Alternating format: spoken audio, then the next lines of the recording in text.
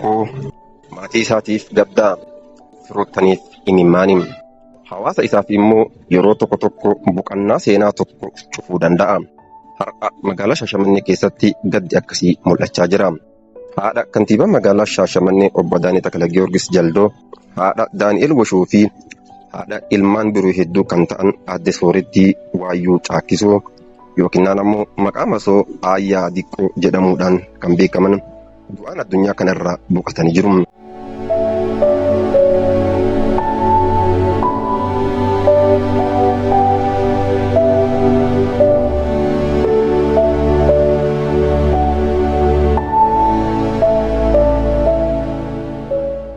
Du'a isaanii hordofee namoonni hedduun sirna awwaalchaa irratti argamuun akkasumas karaa fuula miidiyaa hawaasaa isaaniitiin yaadannoo fi gadda isaanii ibsachaa jiru. Garuu aadde Soorettiin eenyu turanii?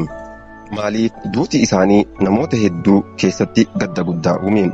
Maaliif namoonni garaagaraa seenaa jireenya isaanii yaadachuun maqaa isaanii ol kaasanii haasa'uu filatanii? Har'a Afrikaa Pirees yaadota namoonni isaan beekan irraa ka'uun seenaa fi yaadannoo aadde Soorettii Waayyuu Caakkisoo isin biraan geenya. Hanga xumuraatti nu wajjin tura.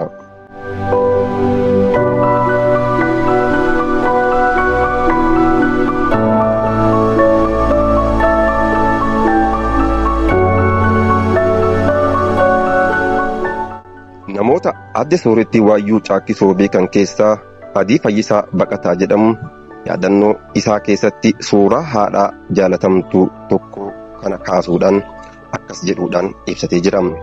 Akka inni ibsetti Soorettiin haadha dhiiraa kaamittii bonaa fi gannaa, jaalatamtuu firaa fi nama maraa, arjaa nama beela'ee fi qananiituu, akkasumas dubartii jabina ishee keessatti dhiira waliin qixxee dhaabbatte turtedha. Ollaan, firri, gosti, ilmaan isheen horattee fi qe'een isheen itti guddatte mishoomaa fi horooma Aadiqqoo dubbachuun hin quufaniin.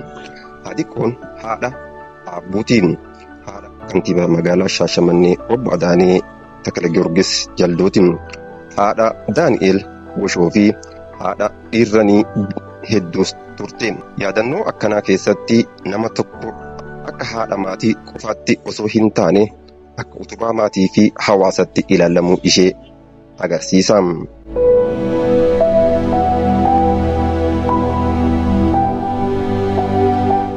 Yaadota gaddaa miidiyaa hawaasaa irratti qoodaman keessaa tokko immoo aadde Soorettiin akka dubartii mirga dubartootaa fi kabaja namaa irratti dhaabbattee falmaa turteetti ibsamee jira. Akka ibsa kanaatti yeroo sirni nama nyaataa fi mirgi dubartootaa sarbamu keessatti mirga ofii fi mirga dubartootaa kabachiisuudhaa fi qabsooftuu fakkeenya gaarii akka turte kaafamee jira.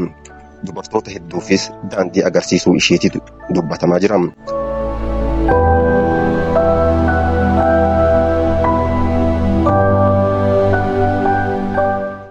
Namoonni ishee yaadatan jechoota akka dubartii jajjabduu, hayyittii siinqee, jajjabee qixa dhiiraa jedhanii waamu.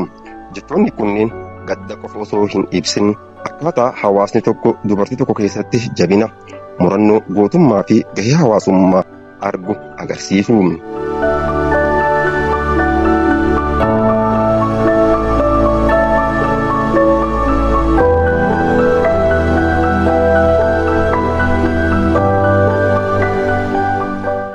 Itti aanaa kantiibaa magaalaa Shaashamannee kan ta'an obbo Awwal Huseenis fuula feesbuukii mataa isaanii irratti ibsa gaddaa kennaniin yaada tokko kaasanii jiru. Nama gaarii du'aan dhabnaa, hojii gaarii inni hojjete du'aan hin dhabnu. Jechi kun du'aa aadde Soorettii irratti yaada guddaa qaba. Sababni isaas namni ni du'a. Garuu hojiin inni hojjete, jechi inni dubbate, namoota inni gargaaruuf yaalee fi gahee inni hawaasa keessatti qabu yaadannoo keessatti itti fufuu danda'a.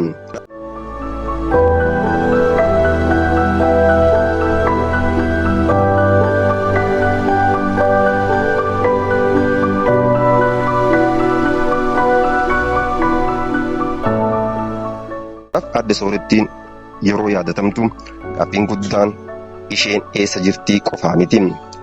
Gaaffiin guddaan jireenya ishee keessatti maal hambiftee deemte jechuudha.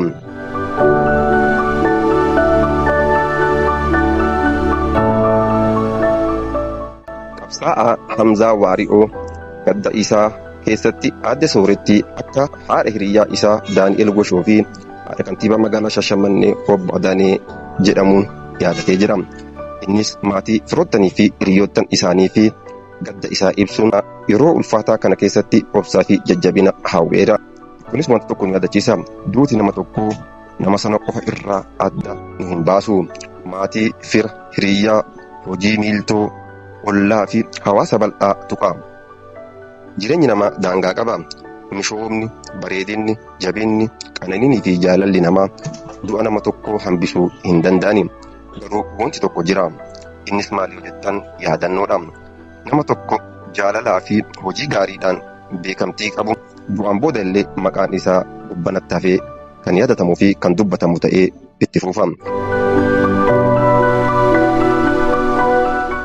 Aadde Soorettii Waayyuu Caakkisoo irratti har'a namoonni garaagaraa yaadannoo isaanii qoodaa jiran kanaaf ragaa ta'uu danda'a.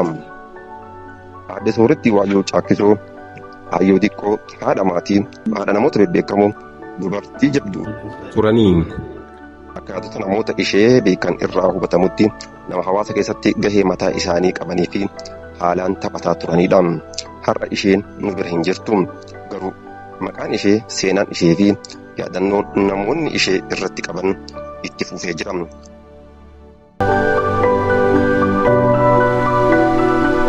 Afrikaa Pirees maatii, firoottan, hiriyoota, hojii miiltotaa fi uummata magaalaa Shaashamannee maraa fi jajjabinaa fi obsaawwa.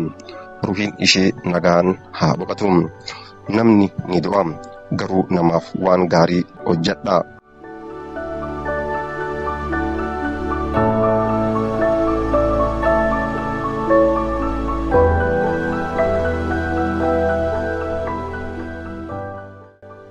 Afrikaa Pirees oduu qofa osoo hin taane seenaawwan gaggabaaboo namoota bebbeekamtii qabanis bifa akkanaatiin kan isinii dhiyeessu ta'a.